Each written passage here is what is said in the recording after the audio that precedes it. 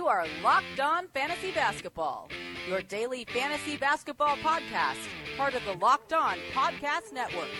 Your team every day.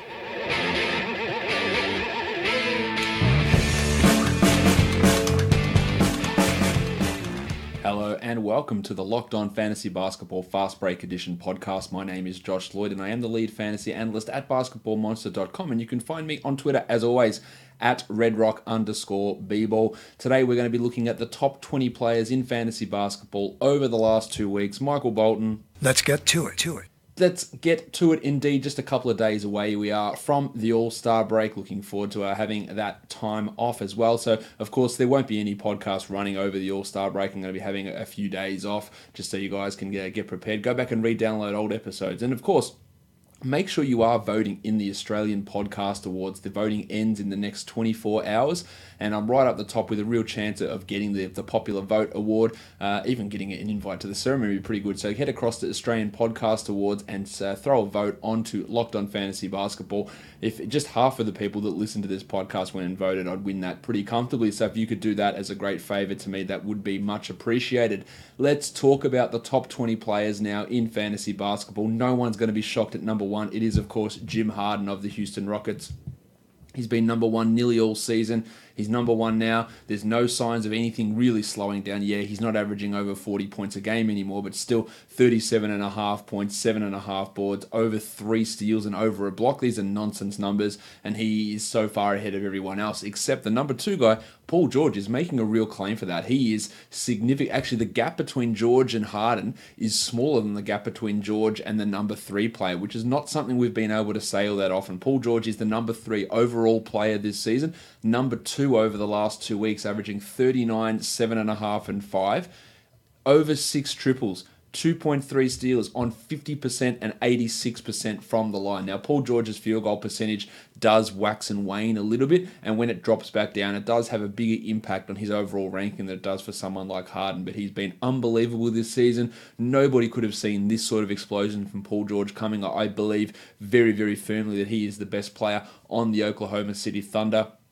And clearly for fantasy, he's the best player, but even a real-life option, he is their number 1 guy and very, very firmly in the top 3 discussion for NBA MVP. The other guy who's in that discussion, who is coincidentally in the top 3 fantasy players over the last 2 weeks, along with the other 2 MVP candidates, Giannis Antetokounmpo is number 3 because he's hitting his free throws, 77% on 9 attempts. That's what has enabled him to jump back up. Now, he's been hovering in that 10 to 12 range, but as I talk about, and I know I'm doing a show here talking about ranking players, but ranking players, we can get really caught up in it and you can get overly reliant upon it, when in the end, there's so much nuance that goes into fantasy basketball, because Giannis has been in that 10, 11, 12, 15 type of zone at times this season, realistically because he's missing free throws.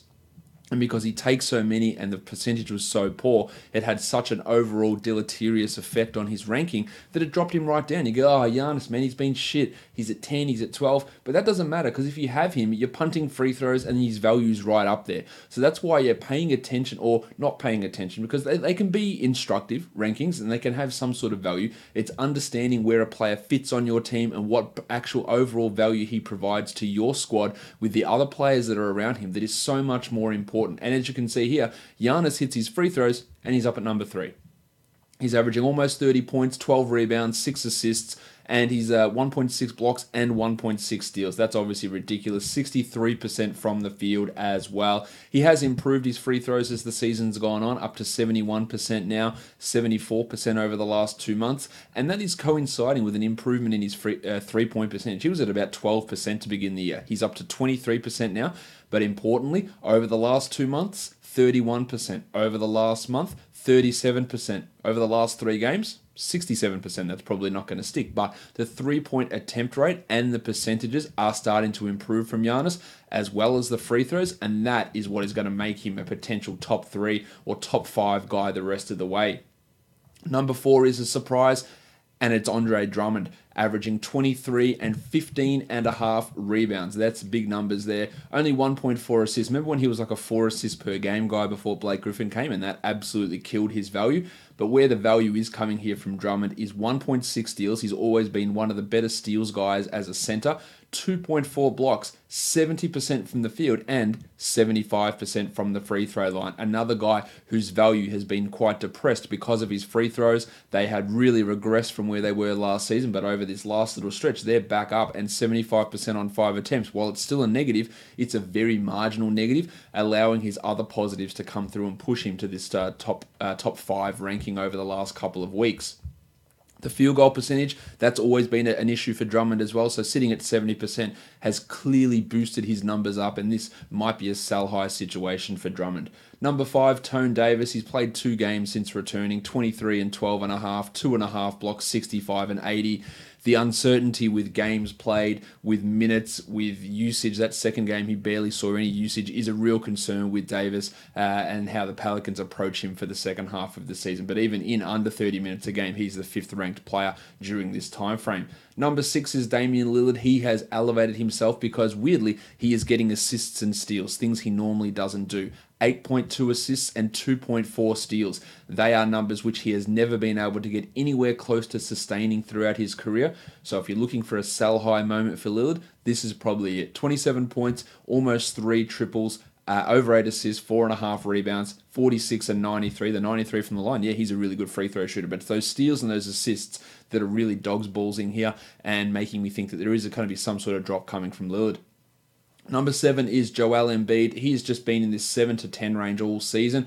Remarkably consistent. 29 and 14 and a half, 2 blocks, a steal, 1.2 triples, 43 and 87. So the field goal percentage is a little bit down from Embiid, but he has been outside of Harden at number 1 and Paul George in that top 5, and even Davis. Embiid has been the most consistent bloke, just consistently in this back end of the first round type of area.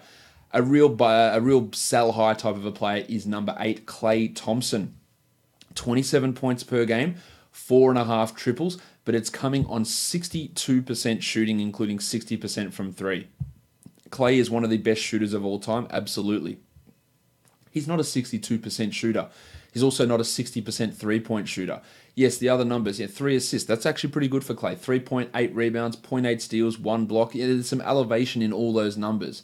But his number 1 fantasy category in these 2 weeks is field goal percentage, and his number 2 is 3-pointers, and that is tied to field goal percentage. So when both of those drop, then a 20, 30, 40, 50 spot plummet could come for Klay Thompson. So if anyone wants to give you no one's giving you top 10 value, and if they are, they don't know what they're doing. But if anyone wants to give you top 20 value for Klay Thompson, I would take it. I just think that what he provides can be more replaceable off the waiver wire, especially with 3-pointers. The efficiency, not so much, but that level is going to drop off, no doubt. Number 9 is Bradley Beal. I think this is a fair spot for Beal. This is sort of where we expect him most weeks now. 28, 5 and 6.5, 1.6 steals, 52 and 92. He's driving the Wizards train at the moment. They're not really getting that far out of the station, but he is driving it, and the numbers are really consistent. Kemba Walker's had a recent resurgence. He is number 10, 31 points, 4.5 threes, 5 rebounds, 6 assists, 1.4 steals. Those 5 rebounds are nice. He's back to that level he was at the beginning of the season, 35% usage, 61% true shooting. So a bit of a drop could come. If you want to look to sell high on a guy, Kemba is absolutely in play here as one of those players. Number 11, Karl Anthony Towns, 26 and 11 and a half, 60 and 84. The lack of blocks is what's keeping him or making him the 11th ranked guy instead of the 5th ranked guy. It's just 0.7 blocks over the last 6 games. That has really dropped his value down. If those blocks come, then he shoots back up. He's been sort of oscillating between getting blocks and having high efficiency. When those two things come together, then he jumps up and B's that top B's. That's terrible English. Then he becomes that top 5 fantasy guy.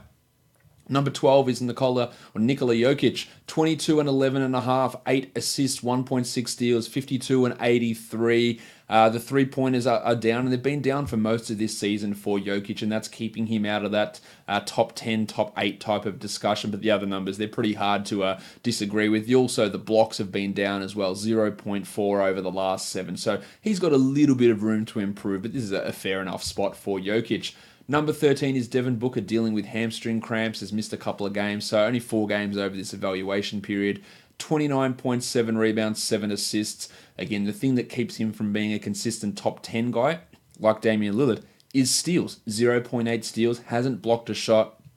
Also shooting well above season numbers here. 56 from the field and 44 from 3. He's been very disappointing in his 3-point shooting this season. Is he starting to get it together now? Maybe. And if he can do that and get himself, if he can get to 1.4 steals a game, then we are talking about a consistent top 10 fantasy type of a guy. But we've yet to see any evidence of Booker being able to do that throughout his career. Number 14, General Soreness, Jimmy Butler, 18.5 points, really low. That's the lowest out of all these guys we've talked about, the lowest scoring guy so far.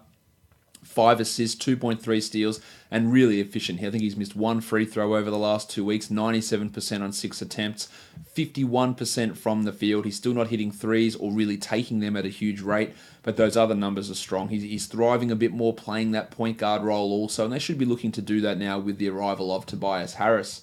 Number 15 is Miles Turner. He then takes the crown off Butler for the lowest scoring player in the top 20.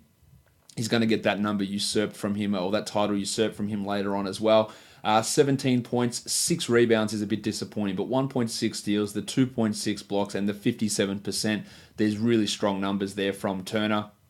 The blocks have been hovering around 3 per game for big stretches of this season, so a little bit under here, but still, he has provided unbelievably good value. The usage has not spiked really with Victor Oladipo out. It's coming from an improved efficiency and those block numbers. So a real specialist, but still providing that good value. Number 16, Eric Bledsoe. There were legitimately people who came to me and were talking about dropping Eric Bledsoe, which was always nonsense. He has rebounded and rebounded strong. 18 points per game in under 29 minutes. 2.7 triples, 6 assists, 2 steals, and 51% from the field. And it's always important to look at why guys are slumping. And there was just clear reasons. His field goal percentage was like 43%, and he was getting about 0.7 steals. And this is a bloke who's a 2 steals per game guy and a 49% field goal percentage player. Get those numbers back up, which we're at right now, and there he is, back at number 16. What a shock. Massive, massive surprise. Bledsoe, this is the sort of guy he was last season, and he's doing it in limited minutes now. So really, he was a massive buy low guy earlier in the season, and it's paying off big time for you now.